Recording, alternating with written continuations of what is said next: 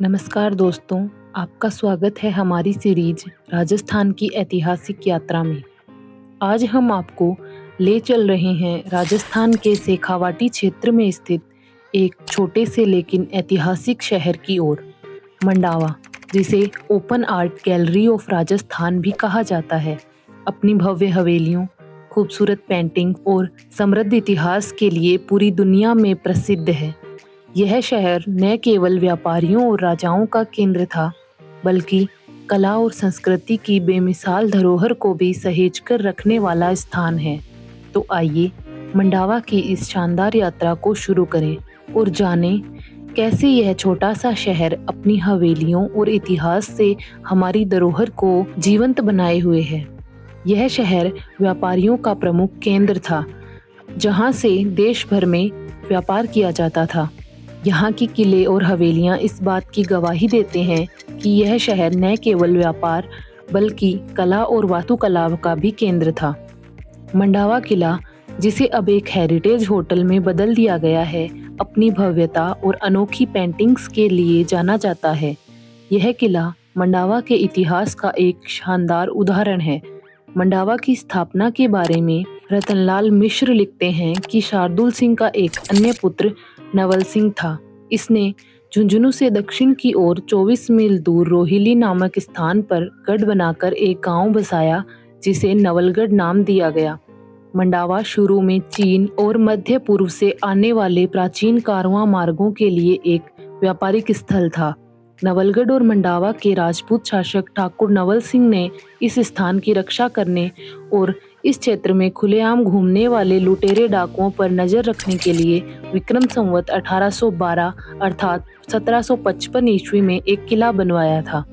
इसने मांडू जाट की बस्ती में एक गढ़ बनाकर गांव बसाया था तथा इसे मंडावा नाम दिया गया। मंडावा नगर शेखावतों के आने से पहले बस गया था। यह बात मंडावा के बाइयों के मंदिर के नाम से विख्यात देवालय के विद्वान संत ब्रजदास जी की बही के उल्लेख से पता लगती है। उस समय इसका नाम मांडू की ढाणी था, फिर यह मांडू का बास या मांडूवास बन गया। इसके बाद इसे बदलकर मंडावा या मांडवी कर दिया गया और अंत में मंडावा कर दिया गया। बही में 13 रुपए 11 आने मांडू जाट की कुआं की नाल के चक हेतु चैत बदी 8 विक्रम संवत 1788 की तिथि लिखी है। इससे ज्ञात होता है कि 1788 अर्थात 1731 ईस्वी को कुएं का निर्माण करवाया गया था, जो विक्रम संवत 1797 अर्थात 1740 ईस्वी में बनकर तैयार हुआ और मांडू ने इस स्थान को काफी वर्षों पहले ही बसा दिया था।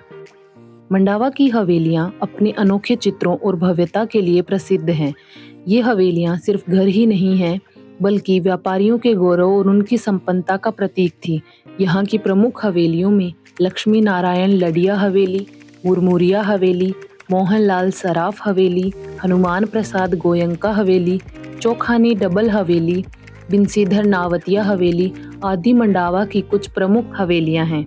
उनमें से कुछ अब हेरिटेज होटलों में बदल गई हैं, जो शाही ठहरने का अनुभव प्रदान करती हैं। इन हवेलियों की दीवारों पर बनी पेंटिंग्स में पौराणिक कथाओं, राजसी जीवन और ब्रिटिश कालीन प्रभाव को बखूबी दिखाया गया है।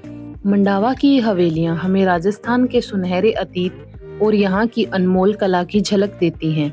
भित्ति चित्र मंडावा के सितारे हैं। इसमें कोई संदेह नहीं है कि इस शांत शहर में घूमने के दौरान आपको रंगों का भरपूर आनंद मिलेगा। शानदार भित्ति चित्रों और नक्काशी वाली कई हवेलियां आपको यात्रा के दौरान बांधे रखती हैं। कृष्ण और राधा जैसे देवी देवताओं, राजाओं और रानियों, स्थानीय लोगों, इंद्र जैसे पौराणिक पात्रों और यहाँ तक कि जवाहरलाल नेहरू की आधुनिक कला के भित्ति चित्र यहाँ देखे जा सकते हैं। चूंकि यह प्राचीन व्यापार मार्ग का हिस्सा था, इसलिए कई व्यापारी इस शहर से होकर गुजरे हैं। कुछ तो यहाँ बस गए और हवेलियां बनाई। ज्यादातर हवेलियां ठाकुर नवल सिंह के शासनकाल में बनी थी। ट्रैवलर मैगजीन ने 5 मई 2023 को अपनी रिपोर्ट जारी की, जिसमें पूरे विश्व के 50 कस्बों के नाम जारी किए गए। इसमें पहले नंबर पर स्पेन का अल्बेरेसिन कस्बा है, जबकि राजस्थान मंडावा को 30वें नंबर पर रखा गया है। खास बात यह है कि पूरे भारत में केवल मंडावा को ही यह दर्जा मिला है। तो दोस्तों, यह थी हमारी मंडावा की यात्रा। मंडावा हमें यह सिखाता है कि राजस्थान की पहचान सिर्फ उसके किले और महलों तक ही सीमित नहीं है, बल्कि यहाँ की कला, संस्कृति और लोग भी इस धरोहर का अहम हिस्सा हैं। हमारी यात्रा यहीं खत्म नहीं होती। अब हम राजस्थान के हर जिले और हर तहसील की अनसुनी कहानियों को आपके सामने लाने का प्रयास करेंगे। अगर आपको मंडावा की यह कहानी पसंद आई तो वीडियो को लाइक करें, चैनल को सब्सक्राइब करें और हाँ, कमेंट में बताएं कि अगली बार आप राजस्थान के किस खास स्थान पर जाना चाहते हैं। आपका समर्थन और सुझाव हमारी इस यात्रा को और भी खास बना देगा।